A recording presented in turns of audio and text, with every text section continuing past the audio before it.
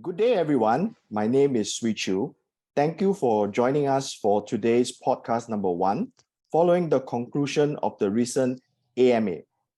If you did not participate in the live AMA session, you can still watch the recording on IFL's Facebook page.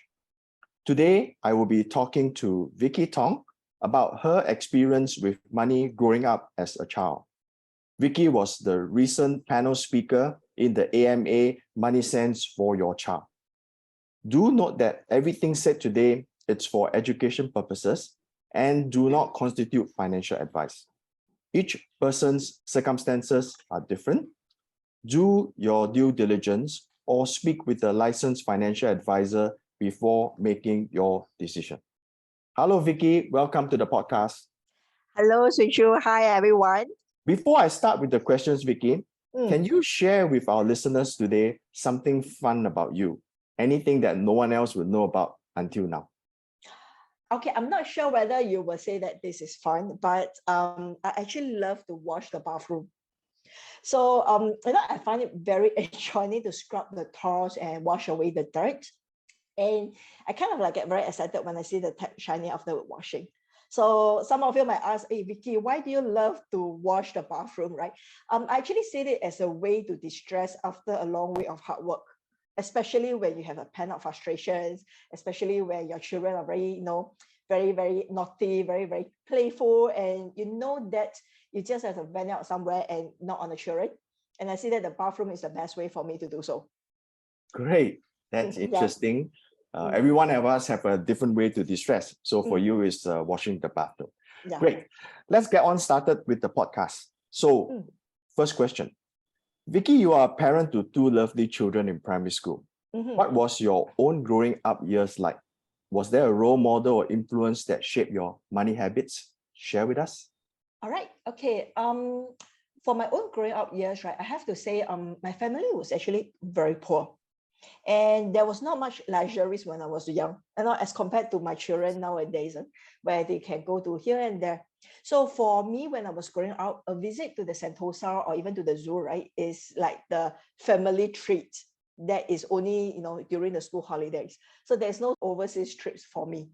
And on top of that, right, we actually pack snacks for our recess, because every single cent that we save from the recess, it actually counts towards the family finances as well. So having said all this, right, I have to say I really need to thank my mom, because my mom is given, she was given the main chores, or she was given the main responsibilities to manage the family finances, and she has to ensure that all our needs were all met. So that means because of all this, because all the monies has been channeled to our needs, to our educations, etc., right? That means that she did not have any of those extra money to spend on herself. Things such as dresses, bags, etc. To us, it might look like something that is very simple, but to her, she did not get to enjoy that. But having said all this, right, she saved out all this on herself. She sacrificed all this, but she never stinged on expenses for our education or even for food for us. Why? Because she believed that we need nutritious food to grow taller. So she will not hesitate to buy all those that is necessary for us. I see this as an influence as I grow up, because from her, I learned about needs and wants. I learned about putting aside my money on a monthly basis to ensure that all my needs are covered first before I spend any excess on other discretionary expenses like entertainment, etc. So all these growing up years, right, actually helped to make me more receptive towards all those pre-loved items. So, for my children, I am actually quite willing to use pre-loved textbooks or even clothing for them when they were younger. And I see this as giving all these pre-loved items a new life. Otherwise, they will end up in the, in the dustbin and all that. And at the same time, I see it as a way to teach my children that there is nothing wrong at all to use pre-loved items. So I hope that it will draw in them and that they will continue this, this habit of willingness to use items that is not brand new and it still has some, useful life left. So hopefully they will learn from there. Yeah. Your mom was a great person. Yes, I'm sure you love her very much. Yes. And all right, Moving on, question number 2. How old were you when you received a regular allowance? How much was it? And how did you spend it or save it? Okay, I started to receive a regular allowances when I was 13 years old. And that was when I started my secondary one education. So I remember correctly. I remember correctly that I actually requested from my mom, because I told her that it can be quite messy to, to be very cumbersome to her as well, to get money from her on a daily basis. So she agreed, and we agreed on the monthly allowances of $60. So to a lot of people, they might say 60 sounds a lot, especially that was like 20 odd years ago, 20 odd to 30 years ago. But that $60, in fact, actually included a lot of things. That includes like transportations from where I stay to the school, the recess, the lunch, if I have to spend it, if I have any CCA, and any classroom expenses that you can think of, like, the school says we have to pay for extra curriculum material, etc. So it might sound a lot, but I mean, if you include all these expenses, right, I might end up say around $40, because I remember that time transportation was around 21 if you get the monthly concession. So I was taught from a young age that I need to manage that $40 for my daily usage. I guess it also helps me to learn about budgeting when I was young. And I guess thank goodness the canteen food at that point in time was relatively quite cheap. And given that I was quite introvert, so I actually did not like to go out with my friends. And in the process, right, I actually managed to save quite a lot. So if I remember correctly, after the transportation, I can save up to 50% of my allowances. It is a motivation whenever I look at my bank book, every month after I deposit the money, and I look at my savings and how it is growing. So I find that it's an achievement, right? So after my secondary school, after my JCs, right, I started to work part-time. And of course, throughout my university. So I stopped getting allowances from my parents after my A-levels. But unfortunately, I did not manage to save a lot during my university time, although my part-time is actually giving me quite a lot of allowances at that point in time. So some might ask, why is it so? It was because I was also paying for my tuition fees. So my daily expenses and my tuition fees, which come out to, I think, $4,000 per year or somewhere around there. So whatever I save, right, it will all be spent on the books and the tuition fees when the semester started. But I see it as something that is quite interesting, and I learned a lot from there. Yeah. So Viki, you mentioned part-time work. Do you encourage children to have part-time work to learn life skills, even if the parents could pay for all their expenses? Okay, so for my first part-time job, it happens when I was 14 years old, and it was after my final exams in secondary 2.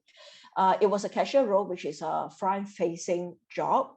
And I guess at that point in time, right, I actually learned about having a higher EQ when I face customers who can be unreasonable, all right, or customers who might be upset over their purchases or whatsoever. And it also teach me to be empathy towards them as well.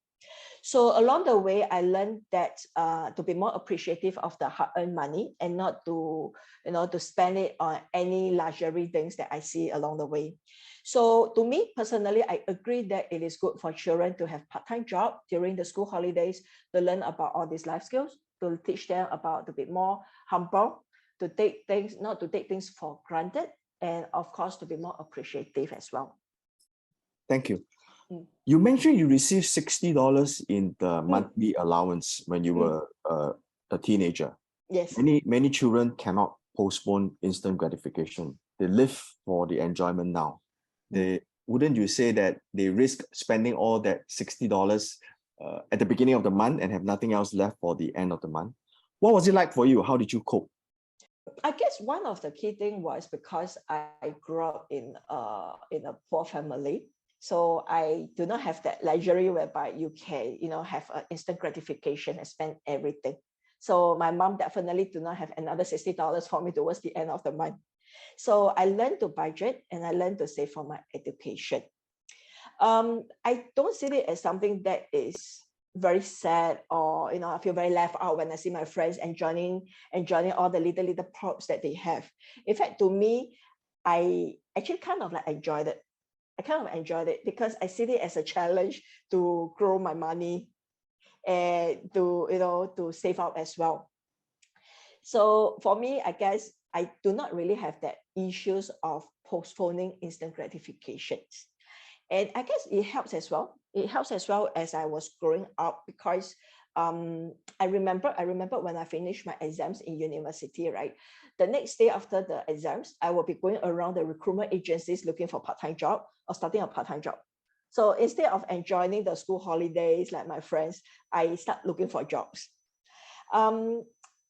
So in a way, right, in a way for me is I do not see that as a problem, and I actually see it as something that is challenging, something that it actually makes me grow as a person. So I always joke with my husband that I expect my two children to do the same thing when they attend, when they go to university. So no more allowance from me. They have to go out and look for jobs and pay for their daily expenses. I guess you said it right. So we should encourage children to work so that if in case they spend their money too soon, then at least they can look forward to looking for another part-time job to earn back, and so that they can pay for their gratification. Rao, you had a successful career in banking, but decided to take time off to look after your two children. Although you're still active, but more flexi hour and volunteering these days. You must think this arrangement helps with the grooming of your children. Want to share with us? All right. So as I mentioned earlier, my mom is actually a stay-at-home mother. So when I returned from school, right, she was always there for us with a very warm home-cooked lunch, ready for us to, to satisfy our hunger. Now, although she could not help us with the studies, right, her presence at the point in time helped us to settle down and actually focus on our own studies. So in a way, she is like my role model. I wish to be like her. And I hope to be around, when my children are back from school and they will have some warm and nice lunch waiting for them. So I will want to spend a lot of time and let them know that I will always be around if they need me. One thing I realized is that I cannot achieve all this if I stay in banking because the hours are very long. So quitting my job, okay, and moving into a flexi work actually works for me. And very thankfully, my husband is actually very supportive of that. And he's okay with me quitting my full-time job. So one thing that I guess it helps, right, was that he has been paying for the household expenses since day one. So to him, he doesn't see any changes at his end, except maybe when he travels, right? Because he has to travel quite frequently. So nowadays he can travel without feeling any guilty about leaving me behind with the children, etc. Now, one thing about this is when I quit my job, I was quite against the idea of losing my own personal identity. So I do not wish to, make friends with the other children's mummies and say, hi, you know what, I am Guan Xian's mummy, da, da, da, da, da. I feel that, if I do that, I will lose my own personal identity. I have my own life, and I really do not see the reasons for losing this just because I'm now a mother. So that is why I insist to look for some flexi job to help me to preserve that. And because I'm not actively looking for, to climb my career, so that means I have given the flexibility to look for areas that I like. So that includes doing volunteer work and then exploring some other job opportunities as well. Besides doing all this, I am also fully in charge of the household finances and investment. So I guess you can also call me the finance minister as well. All right. So what happened is that the extra time when the children are in schools, right, allows me to do research on the investment opportunities. It allows me to be more active in my volunteering work. It also allows me to volunteer in the children's school as well. So that helps me to get to know the parents, to get to know the teachers as well. Now, personally, I see this as being a role model to my children too, especially to my girl. I'm trying to show her that women do not have to follow a certain formula. We can chart our own destiny the way that we like, and we do not have to adhere to any of the traditional view of how a woman should behave. Thank you. Last question. You were in banking. Can I say that therefore you are naturally good with managing monies? The rest of us who are not in banking have no chance, right? Nature versus nurture. Can you learn these things, or you have to be naturally good? Okay. First of all, I need to say, just because I am banking, right, it does not mean I'm naturally good with managing money. So in this sense, right, I will say it is more of nurture rather than nature. And for myself, despite more than 10 years of banking experience, I do have my own fair share of investment losses, especially when I was younger. So to a lot of people, when they look at banking individuals, they always think that we have a natural flair for managing money. So that is where you see all the fund managers coming in. But then when I look around myself, and my ex-colleagues, I would say not necessary. A lot of them actually spend a lot on luxuries. In fact, I would say that I learned more about luxury products during my 10 over years in banking from my colleagues. Why? Because they will be sharing with me what is the most popular bags, which is the one that they're aiming, which one they are going to buy when they receive their bonuses, etc., etc. So I do remember once when one of my younger colleagues told me he bought a sports car. And he would drive to JB to pump petrol every week.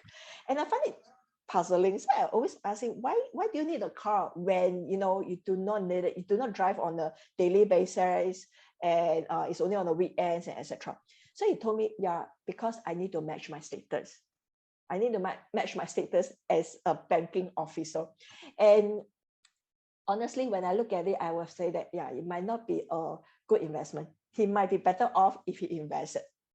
So I will only say that as a banking individual, the only thing that is working in my favor is that it actually exposed me to the different products in the industry.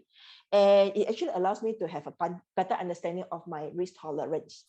So in fact, one of the best investors that I know within my personal circle of friends, right? He is not from banking. In fact, he is from the engineering field. So will you say that is natural? I would say probably not, because he is very tech savvy, all those technology things. He is an expert in all those. But yet when it comes to financing, he is better than any one of us when it comes to investing. So at the end of the day, right, I would say that regardless of your job, you will still need to learn about management of your money, how to take calculated risk, where is your tolerance level. So this has nothing to do with our jobs, but with determinations and with attitude to learn, each and every one of us will learn about, to be better in managing our own money. Thank you, Viki. There's hope for us. Thank you for your sharing. We have reached the end of the podcast today. Thank you to all our listeners for tuning in. You have just listened to a podcast from Institute for Financial Literacy, a collaboration between MoneySense, National Financial Education Initiative, and Singapore Polytechnic. IFL provide free and unbiased financial education programs for members of the public. Check out our website at ifl.org.sg to find out more. Visit, like, and follow our social media platforms on Facebook, Instagram, and Telegram. Stay tuned for another podcast. In the meantime, be safe and have a financially rewarding day. Thank you.